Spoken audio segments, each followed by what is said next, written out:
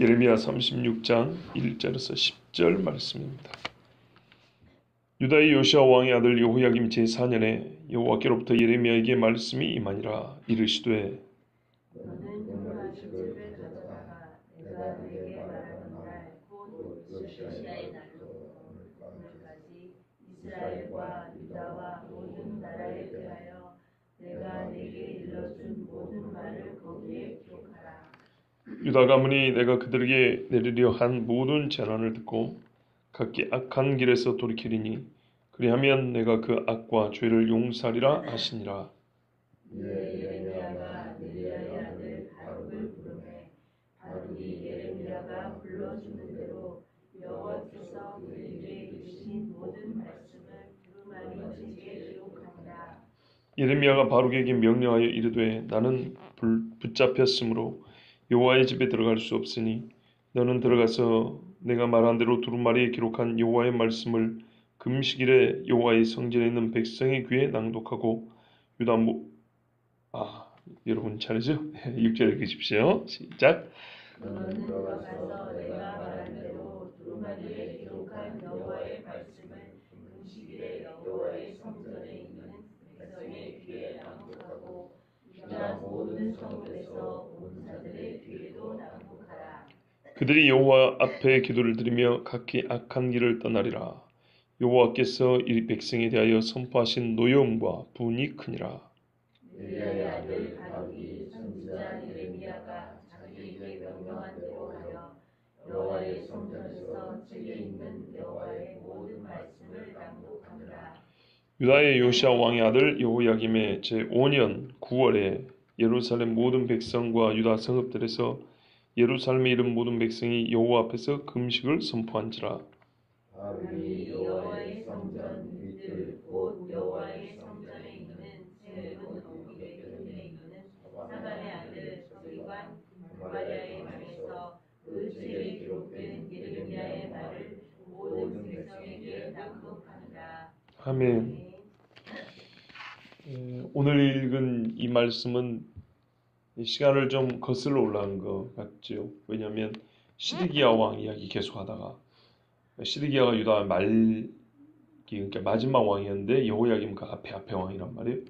그 중간에 왕은 석 달 지냈으니까 거의 시드기야 왕 앞에 왕입니다. 형제가 아닙니다. 여호야김이 형이고 시드기야가 동생이고요.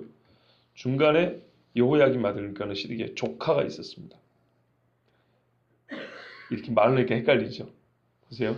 요시야 왕이 있고 요시야 왕 밑에 아들이 여러 명 있는데 그 중에 하나 여호야김이에요. 오늘 성경은 여호야김. 이 아들이 또 여호야긴. 얘는 석 달 다스리다가 잡혀갔어요. 그리고 얘가 어리다 보니까 그 밑에 아들이 없죠.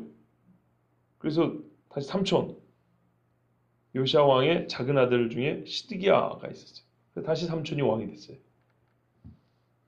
아시겠죠?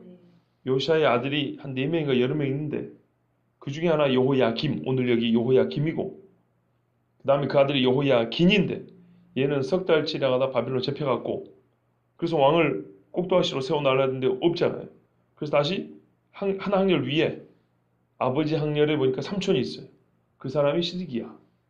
그러니까 이 시드기야가 마지막 왕인데요. 지금 우리 한참 시드기야 했단 말이죠. 그런데 다시 여호야김이니까 거슬러 올라온 거죠. 무슨 말씀이냐면 하나님이 이 여호야김 때만 하더라도 그 아버지가 요시야기 때문에 충분히 돌아오기에 좋은 때였다는 겁니다. 그러니까 아버지 때의 신앙 유산이 남아있고 그 기억이 남아있을 때라는 얘기죠. 이 백성도 그렇고 아들인 여호야김도 그렇고 큰아들이니까. 그러니까 이때 하나님이 충분하게 돌아올 수 있는 기회를 줬고 말씀을 줬는데 안 들었다는 얘기죠.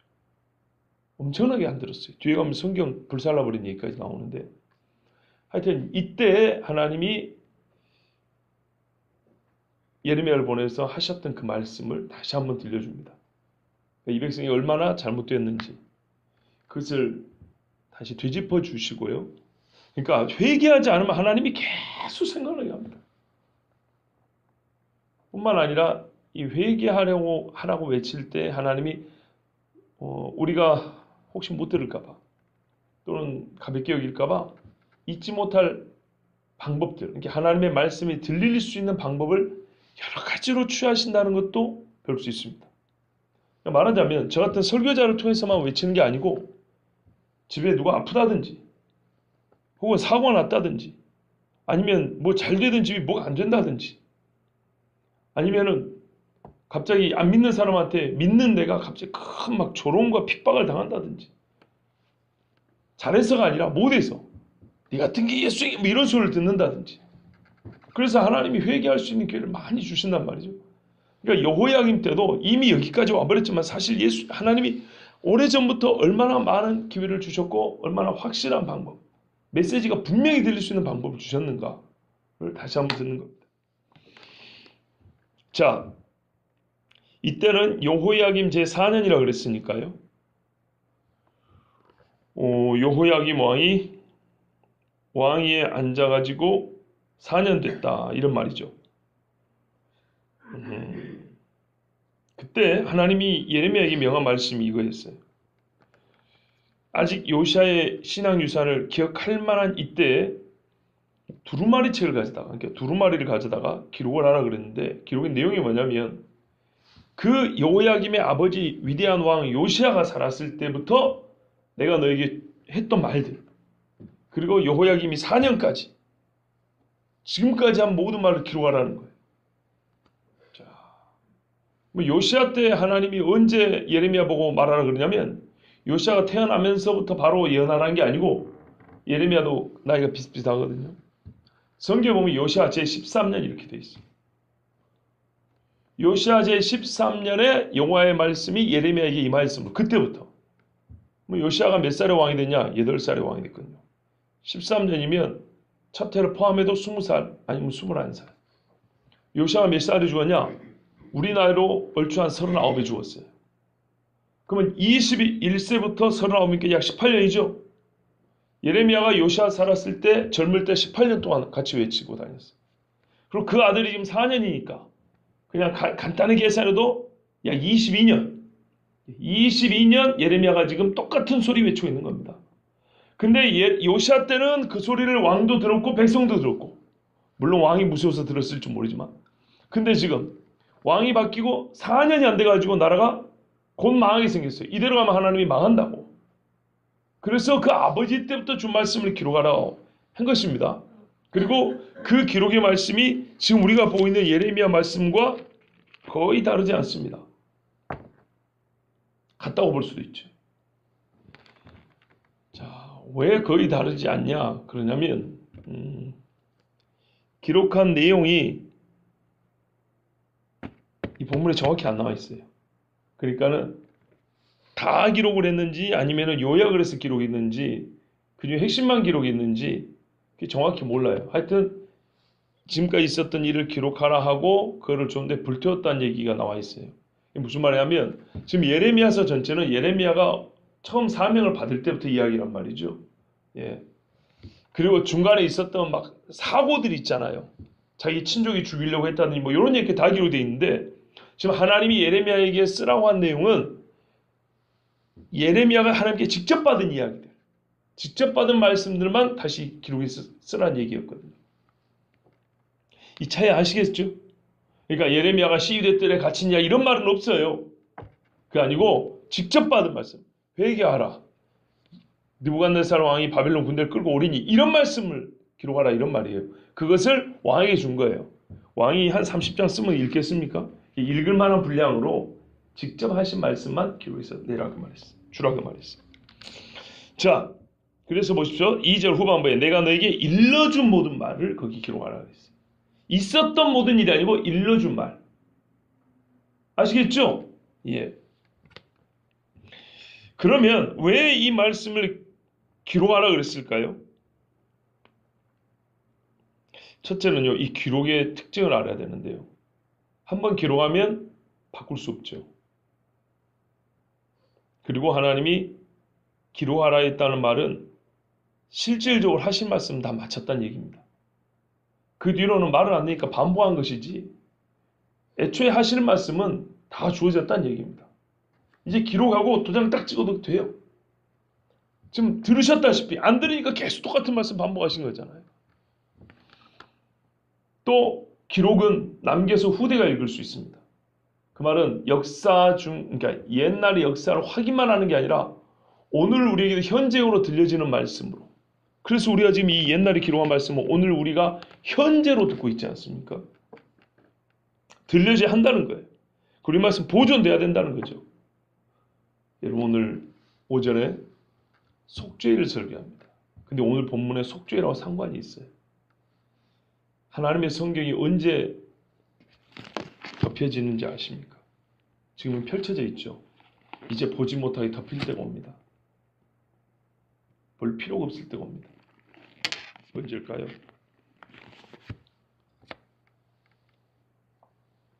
성경에 기록이 나와 있지 않습니까? 심판하면 그때는 볼 필요가 없죠. 심판하기 전에 이 말씀 믿고 구원받으러 오신 건데, 그죠? 심판의 때가 되면 덮입니다. 그런데 이 심판의 때는 속죄일의 마지막입니다. 속죄일에 책이 덮입니다.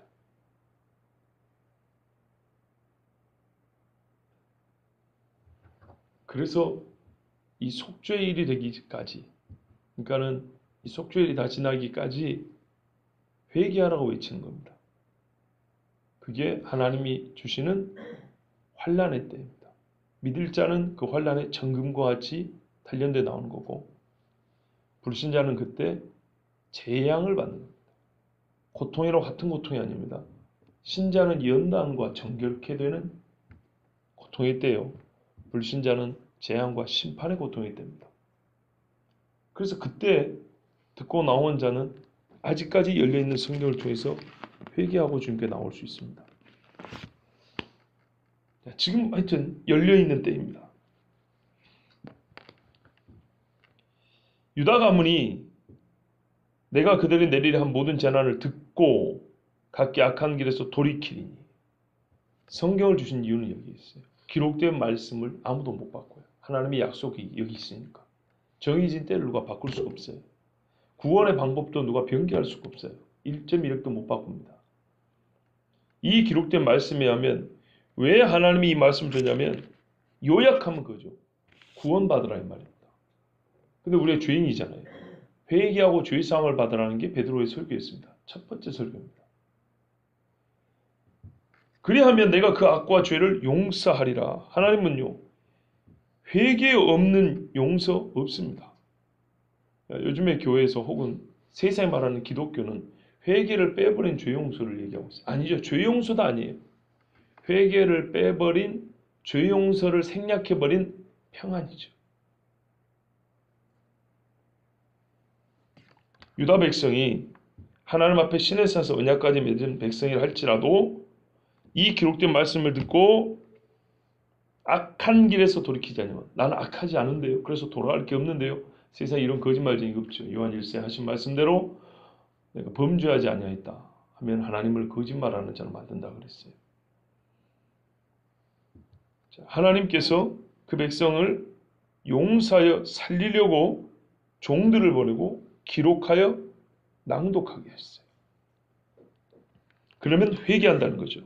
적어도 어느 정도만 돼도요, 하나님이 내린다는 심판, 이 재난에 대하여 두려움만 가져도 회개할 수 있어요. 근데 진짜로 성경에 보면 진짜 악인들은요, 겁이 없다 그래요. 왜 겁이 없을까요? 양심이 화에 맞아서 하나님이 하신 그 경고를 다 무시하는 거예요. 별일 없을 거라고.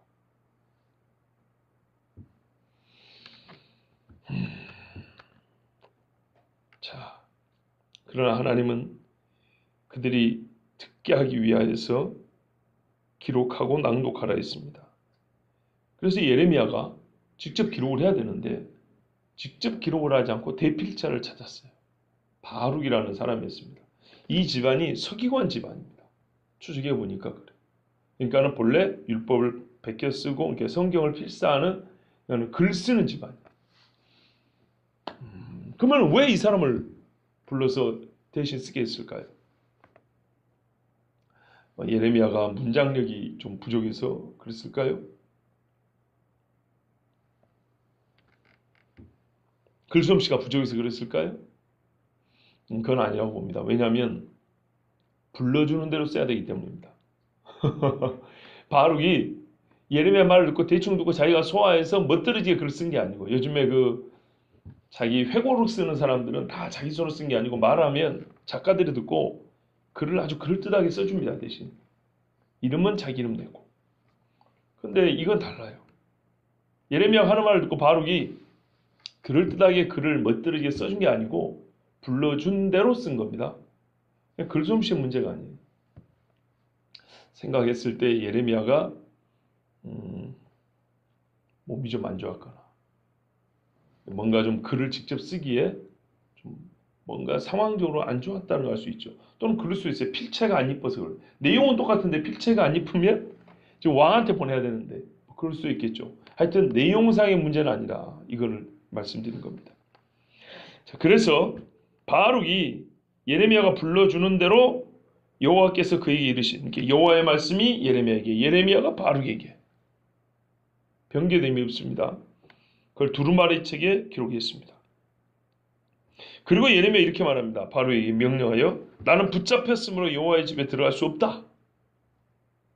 근데 꼭 그렇지도 않아요.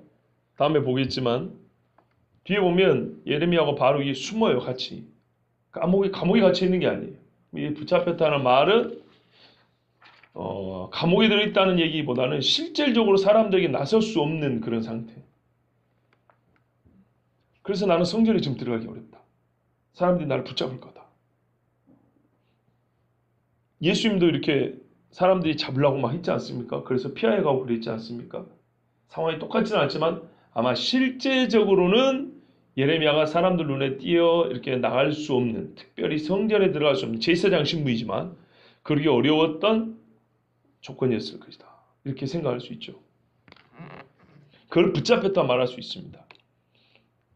자, 이 글을 기록한 다음에 예레미야가 이제 바룩에 가서 읽어라 그랬습니다. 여호와의 성전은 백성의 귀에 낭독하고 유다 모든 성읍에 쓰는 자들의 귀에도 낭독하라 그랬습니다. 자, 그런데 이게 재밌죠. 여러분이 생각하실 때는 어떻습니까? 성전은 항상 사람들로 바글바글할 것 같습니까? 그럴까요? 안 살아왔으니 알 수가 있나요? 아닙니다. 항상 바글바글한 게 아닙니다. 절기 때 우글우글 바글바글합니다. 그럼 여기 보세요. 여호와의 성전은 백성의 귀에 낭독하고, 당연히 백성이 혹여 기도하러 온 사람도 있긴 있겠죠. 몇 사람은 있겠죠. 근데 유다 모든 성읍에서 온 자들의 귀에도 낭독하라. 이 말씀은 절기의 상황입니다. 예수님 탄생할 때도 예루살렘 근처 어디입니까? 거기 베들레헴에 사람이 꽉 차 있었죠. 우리는 생각하기를 호적하러 가라 했기 때문에 그 동네 사람들이 꽉 찼을 거다 생각하지만 그게 아닙니다. 그 동네는 조그만합니다. 올 사람이 별로 많지 않아요. 베들레헴은 유다 예루살렘하고 근거리입니다. 바로 옆입니다. 절기 지키러 온 사람들입니다. 절기 지키러 오는 사람들이 거기에 들리고 또는 거기서 숙박을 했기 때문에 자리가 없었던 겁니다. 그럼 그때 절기가 어떤 절기일까요? 날이 추운 걸로 봤을 때 가을에 있는 절기입니다. 이스라엘은 봄절기하고 가을절기입니다. 우리 시험 말하는 겨울이 아닙니다. 왜냐하면 하나님께서 그 절기를 그들의 생활주기에 기억하기 쉽도록 생활주기에 이렇게 맞춰줬기 때문에 말은 이날이 초막절입니다. 초막절. 그리고 초막절은 신랑과 신부가 결혼해갖고 함께 거하는, 하나님과 이스라엘이 함께 거하는 그걸 의미하는 겁니다. 주가 자기 백성을 찾아오신다는 겁니다. 초막절기입니다. 자, 그럼 이때 절기는 무슨 절기일까요? 성경을 통해서 한번 찾아보십시오. 이때 절기가 무슨 절기인지 알 수 있는 단서가 뭘까요? 정말 하나님의 은혜가 저는 놀랍습니다. 절기설교하면서 하나님이 계획한 건 아닌데 이렇게 타이밍을 잘 맞추셔갖고 진짜 절기를 지키게 하신 것과 같은, 잊지 않고 지키게 하신 것과 같이 이렇게 타이밍을 잘 맞춰주시지. 제가 새벽에 설교하면서 가끔 그런 말 해줘. 딱 오늘 이렇게 맞다고 그런 적이 있죠. 자, 오늘이 어떤 절기인데요. 이 절기가 어떤 절기인지 알 수 있는 단서가 6절에 있어요. 뭘까요?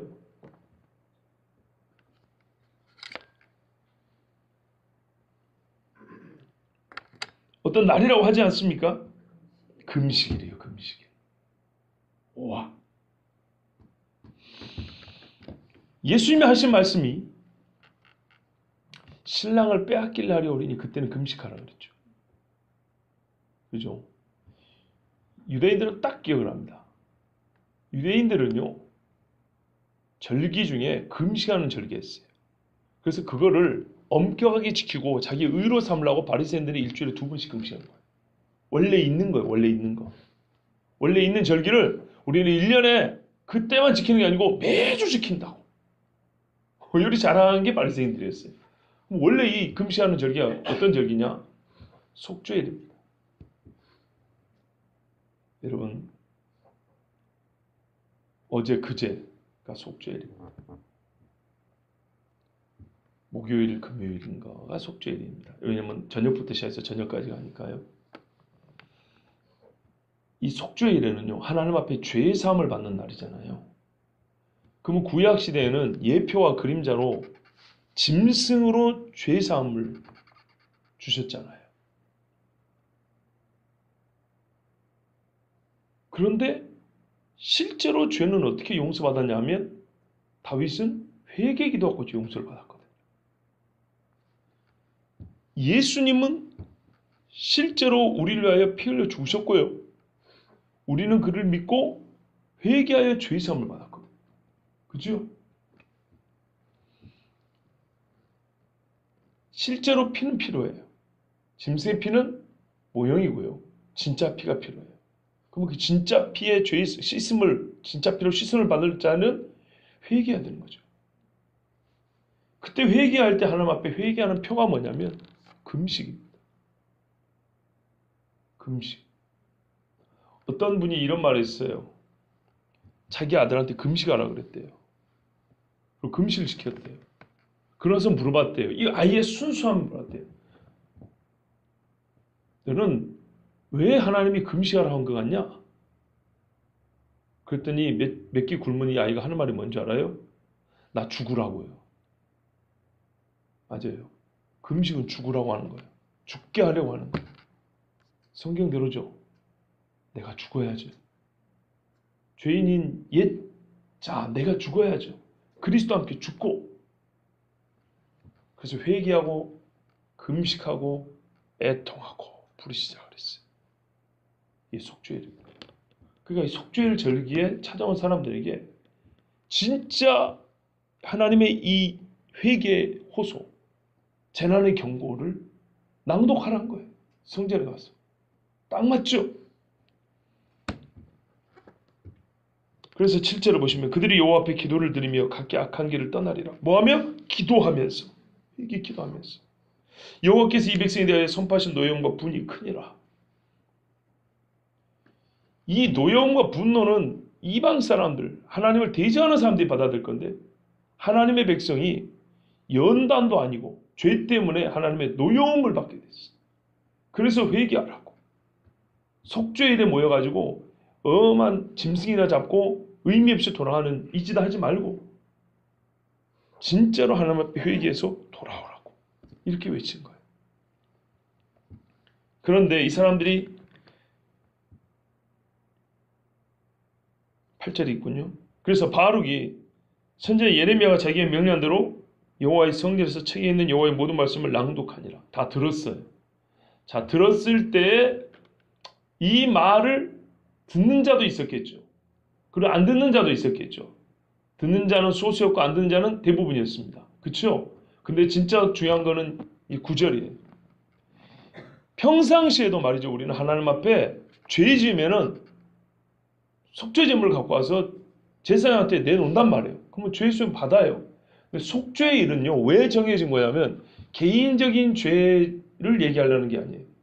얘기하려는 게 아닌 게 아니고 더 큰 죄를 속죄하시려고 그날을 정한 거예요. 그게 뭐냐면 나라와 민족의 죄입니다. 이스라엘하는 이 공동체의 죄입니다. 우리가 지금도 믿는 자나 믿지 않느냐 똑같이 지진하면 다 죽잖아요. 우리가 이 땅에 있는 동안 하나님은 공동체적으로 우리의 과오와 상해, 공과 과에 대하여 상벌을 주십니다. 이 땅에 있는 동안에 그럽니다. 이 나라가 전쟁 나면 예수쟁이들은 전부 다 안 죽고 삽니까? 그렇지 않죠? 예수 믿는 애들은 막 총알이 쏟아진 데 가도 막 총알이 다 빗나갑니까? 그렇지 않습니다. 하나님이 보호하시는 특별한 경우가 있지만 보편적으로 너나 나나 할 것 없이 죽는 건 똑같습니다. 자, 그러면 이 절기는 국가적인 속죄일이기 때문에 대제사장이 1년 1차 지성소에 들어가고요. 국가적인 금식을 선포해야 됩니다. 근데 왕이 하나님을 우습게 알고 유월절도 지키지 않는 주제에 생각을 해보세요. 이 속죄일에 굶어서 회개기도 하겠습니까? 안 하죠. 당연히 안 하죠. 이때가 7월 10일인데 안 해요. 그리고 보세요. 7월 1일 날 해가 바뀝니다. 7월 1일에 해가 바뀝니다.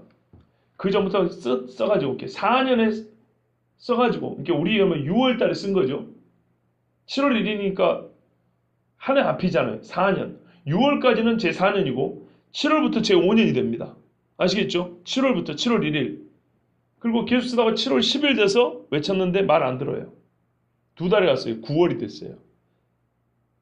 이해되십니까? 7월 달에 해가 바뀌니까 6월이 4년이고 7월이 5년이에요. 7, 8, 9, 제 5년째가 이렇게 가속되는 거예요. 이해되시죠? 이해가 안 되죠. 다시요. 여기서 이렇게 봐야 돼요, 여러분. 이렇게 가야지 보죠. 자, 12월, 2016년 12월, 2017년 1월, 한 달이지만 해가 바뀌었죠. 이스라엘 어떻게 바뀌냐면 2016년 6월, 2017년 7월 이렇게 간다고요. 7월에 해가 바뀌어버려요. 아시겠죠? 7월, 8월, 9월. 우리 식으로 하면 1년하고 9월이면 9달이 갔는데 유대로 하면 이제 석 달밖에 안 간 거예요.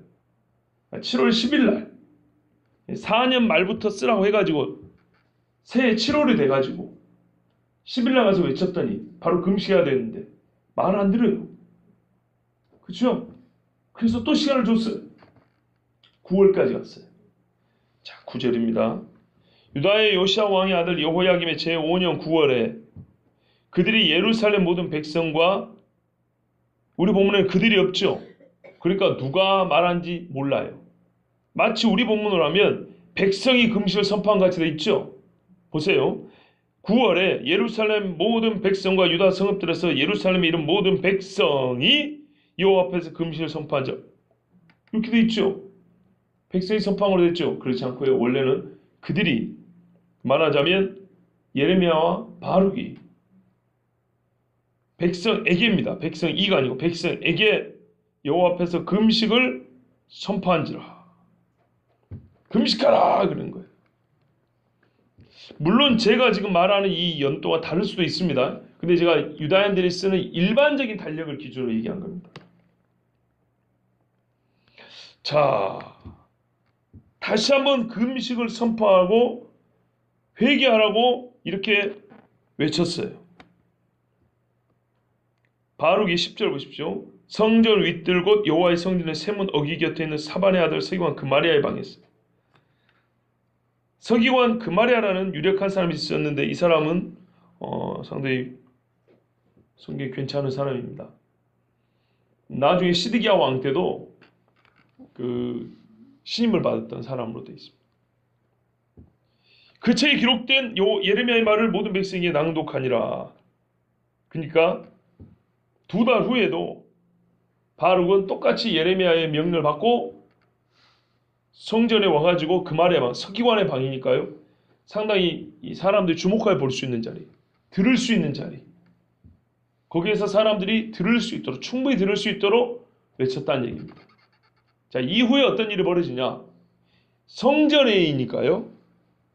백성 중에 높은 사람들도 오다 가다가 이 소리를 들어요. 그 중에 정신이 번쩍 든 사람이 있었어요. 그래서 왕에게 가서 아뢰입니다.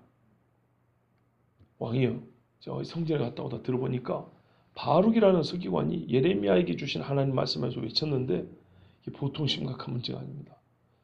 왕이 한번 들어보셔야 됩니다. 아, 이렇게 충신이 있었어요. 자, 그건 다음에 듣고요. 바룩이 하나님께서 예레미야에게 주신 말씀을 백성들이 충분히 들을 수 있는 자리에서 외쳤습니다. 자, 여러분, 오늘 말씀은 여기까지입니다. 하나님은 그의 말씀을 온전하게 옮길 수 있도록 기록으로 남겨주셨습니다. 무슨 말이냐면요, 말을 옮길 수 있도록. 예레미야에게 주신, 여기서 예레미야가 들은 이 말을 다른 장소에 다른 사람도 들을 수 있도록 옮겨갈 수 있도록 주신 것이 기록이라는 방법입니다. 그래서 우리가 지금 이 기록된 성경을 볼 수 있습니다. 그래서 그때의 말씀이 지금 나에게 현재적으로 들릴 수 있습니다. 얼마나 감사한가요? 진짜 이거는 감사해야 될 문제예요. 항상 오늘 우리에게 주시는 말씀이라는 사실을 가르쳐주기 위해서 하나님이 기록하셨습니다. 누구도 바꿀 수 없고 듣는 모든 자가 믿고 순종해야 하는 말씀으로 주셨습니다. 그 목적은요, 언제라도 죄인은 있기에, 어느 때라도 듣고 죄인이 회개하고 돌아올 수 있도록. 그래서 이 말씀을 주셨습니다. 그리고 바룩이 대언자의 대언자로 또한 사역하게 되었습니다. 우리 교회에도 보면요, 꼭 정부를 나누자는 건 아니지만 하나님이 본래 이 직무를 맡긴 사람들이 있고 때로는 그 일을 돕는 사람들도 있습니다. 성경에 보면 제사장도 돕는 제사장들이 있고 레위인들이 돕지 않습니까? 여기서 우리는 교회를 가르쳐 주려는 건 아니지만 하나님께서 그의 사역자들을 또는 하나님의 나라의 일을 위하여 세우는 종들이 어떻게 협력하는지, 그것도 우리가 좀 배울 수 있는 시간입니다.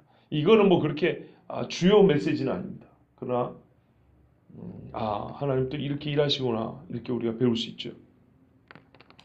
자, 여러분, 지금도 우리가 금식하고 회개할 때입니다. 속죄절기입니다. 지금이. 그리고 이제 초막절이 시작됩니다. 초막절이 시작됐다고 봐야 제가 지금 계산을 정확히 안 해봤는데요.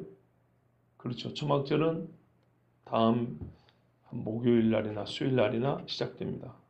자, 지금이 속죄절기를 어제 그제 보낸 속죄일이라고 보시면 되겠습니다. 속죄일은 하나님이 우리 보고 회개하여 죄의 사함을 받으라, 그리스도의 신부로서 준비하라고 주신 절기입니다. 그러므로 유대인의 절기가 지금 타이밍도 맞을 뿐만 아니라 실제로 이 땅에 있는 교회들이 지금은요, 하나님 앞에 자기 죄를 회개하고 신부로서 정결함을 되찾아야 할 때입니다.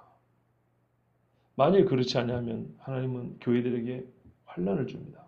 그 환난은 신자들을 죽이려고 하는 게 아니고, 물론 그 환난 때문에 죽는 사람도 있겠지만 깨끗하게 하시려고 하는 겁니다. 불로 연단한다 그러죠. 깨끗하게 하려 하시는 것입니다. 지혜로운 자는 굳이 그렇게 환난을 겪지 않고도 하나님 앞에 자기 자신을 깨끗하게 하지 않겠습니까? 저는 우리 교회가 그렇게 되기를 원하고요. 또 속죄일은 개인의 회개를 넘어서 민족과 나라의 죄를 속하는 날이므로 이 땅과 이 백성이 하나님 앞에 정결함을 받도록, 제발 이 기록된 하나님의 말씀을 듣고 때를 놓치지 않고 회개하는 나라가 되도록 우리 함께 기도하겠습니다.